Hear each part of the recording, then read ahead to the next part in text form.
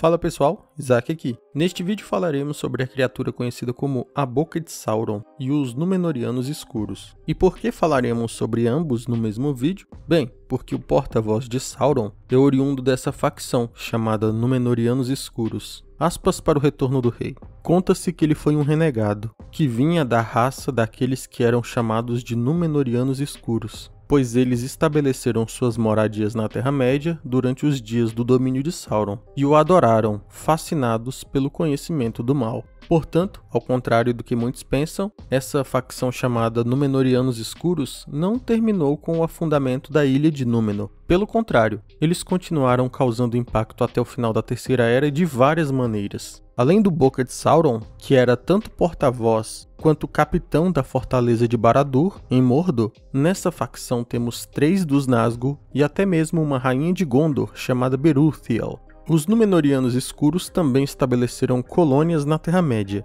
em especial em Umbar e Arad, e começaram a subjugar, escravizar e espalhar influência entre os povos locais. Bora ver isso neste vídeo. Eu vou começar descrevendo as figuras mais importantes dessa facção e após isso eu resumo a história geral da facção em si, beleza?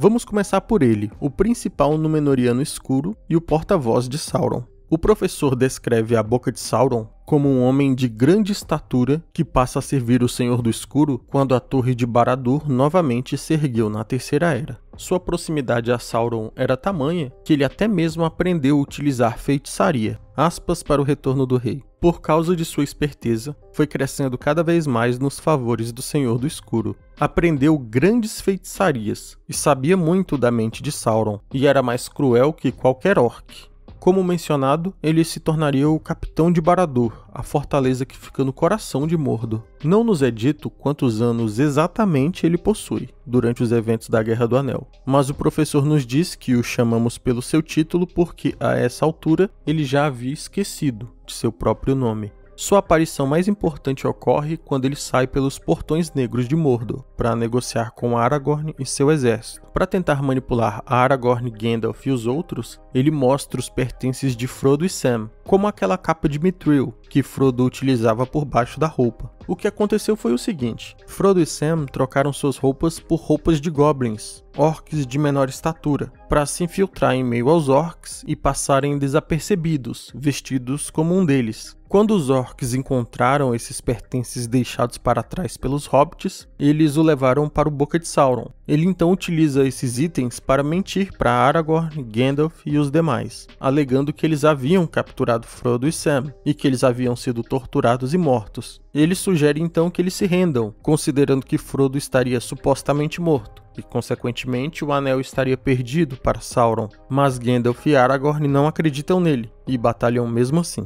O professor o descreve da seguinte maneira: uma figura alta e escura, que vestia uma armadura preta, uma capa vermelha e montava em um cavalo. Não possuía grande parte do rosto visível, como o nariz e os olhos, exceto por uma boca grande e cruel. A boca é descrita como possuidora de um sorriso maligno com enormes dentes brancos afiados. A aparência maligna e intimidante de seu porta-voz era utilizada estrategicamente por Sauron como ferramenta quando ele desejava negociar com algum grupo específico, já que, logo à primeira vista, o grupo abordado já se sentia bastante intimidado, como é o caso dos anões. Muitos acreditam que Boca de Sauron foi enviado algumas vezes para tentar intimidar os anões a se juntar à causa de Sauron, mas que os anões, mesmo tremendo em terror, resistiram. Outra figura super famosa entre os Númenóreanos Escuros é a rainha Beruthiel. O então 12º rei de Gondor se casa com ela. O professor não explica bem o motivo dessa união, mas a descreve como sombria, antissocial e insensível. Provavelmente ela deveria ser bem bonita, para o rei ter ignorado os demais defeitos, mas isso é mera especulação da minha parte. O fato é que o rei a levou para morar com ele numa mansão real perto da praia, mas ela disse que odiava o mar e se recusou a permanecer lá. Então, ela deixa o rei para trás, o abandona e retorna para a residência oficial, na capital de Osgiliath. Ela então passa a decorar os jardins do palácio com esculturas estranhas e perturbadoras, enquanto o interior da casa era quase que completamente vazio. Tolkien nos diz que ela detestava gatos, mas que eles começaram a se sentir atraídos por ela justamente por este motivo. Após eles começarem a seguir a rainha, ela passou a escravizar e torturá-los. Ela acabaria por comandar 10 gatos, 9 pretos e 1 branco. Então, ela treinou os gatos dela e passou a enviar os 9 gatos pretos para espionar as pessoas de Gondor, e com isso descobriu vários segredos obscuros delas. Já o gato branco, ela mandava espionar os gatos pretos. Nos livros, diz que ela possuía a habilidade de se comunicar com seus gatos e até mesmo acessar a memória deles. E em determinado momento, o rei cansou de tudo isso e a exilou, a colocando num barco que foi deixado à deriva no mar, que ela dizia tanto odiar. O navio dela foi visto pela última vez passando pela região de Umbar, com um gato na parte da frente do navio e outro na parte de trás. O rei ficou tão ressentido com as atitudes da rainha que mandou apagar o nome dela do livro dos reis. Outros 2 homens Númenóreanos escuros importantes que o professor Tolkien nos revela o nome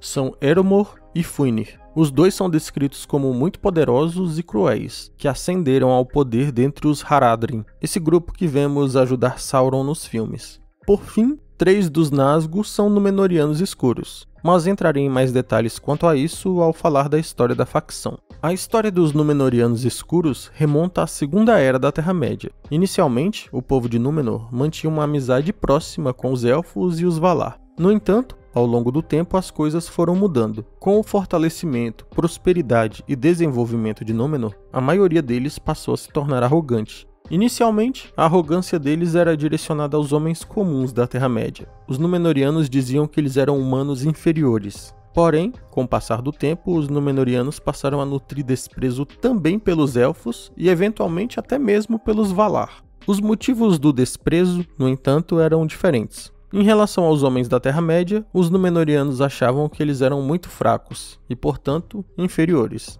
Já em relação aos Elfos e aos Valar, o motivo do desprezo pode ser resumido em uma única palavra: inveja. Eles invejavam intensamente a imortalidade que eles possuíam e achavam completamente injusta a ideia de que os homens Númenóreanos morreriam e deixariam tudo aquilo que construíram para trás, enquanto Elfos e Valar viveriam para sempre. Eles não conseguiam entender o que significava o presente de Eru Ilúvatar, direcionado aos homens, e alguns sequer acreditavam que existia vida após a morte. Tudo isso somente alimentou ainda mais o medo da morte e transformou a inveja aos seres imortais em ódio. Porém, é bom ressaltar que não eram todos os Númenóreanos que pensavam dessa forma. Como eu disse, a maioria deles pensava assim, mas existia uma minoria que não. O reino de Númenor foi então dividido entre aqueles que foram chamados de fiéis e aqueles que foram chamados de homens do rei, pois o próprio rei já não era mais um dos fiéis. Os Númenóreanos fiéis navegariam para a Terra-média e fundariam os reinos que conhecemos como Gondor e Arnor. E os Númenóreanos do rei, ou Númenóreanos escuros, passaram a controlar as regiões de Umbar e Harad.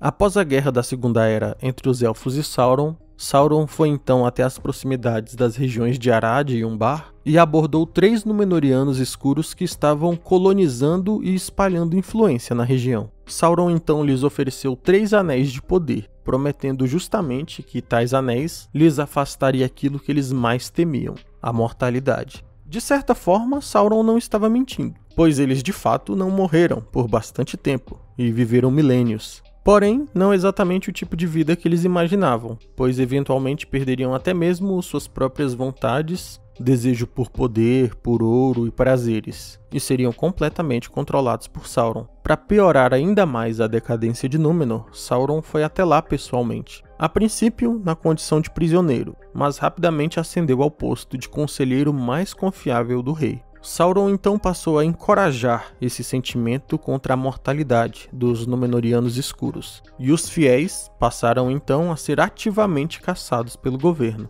Por causa disso, os fiéis tiveram que sair definitivamente de Númenor e navegar em direção à Terra-média. Sauron até mesmo obteve a permissão do rei para cortar a Árvore Branca e construir um enorme templo no lugar. O templo seria direcionado à adoração de ninguém menos do que Morgoth, antigo mestre de Sauron. Fazendo uma comparação ao cristianismo, é como se houvesse um templo ao diabo no meio da cidade. Para a gente ter noção, neste templo passaram a ser realizados sacrifícios humanos dos Númenóreanos chamados fiéis, que eles conseguiam identificar e capturar. Finalmente, Sauron convenceu o rei de Númenor que se ele derrotasse os Valar e passassem a todos morar nas Terras Imortais, eles finalmente obteriam a imortalidade, o que era mentira, e resultou não somente na destruição de toda a frota naval de Númenor, como o afundamento do próprio país e a ilha inteira de Númenor. Porém, apesar da ilha ter afundado, ainda haviam aqueles Númenóreanos que estavam na Terra-média, tanto fiéis quanto escuros,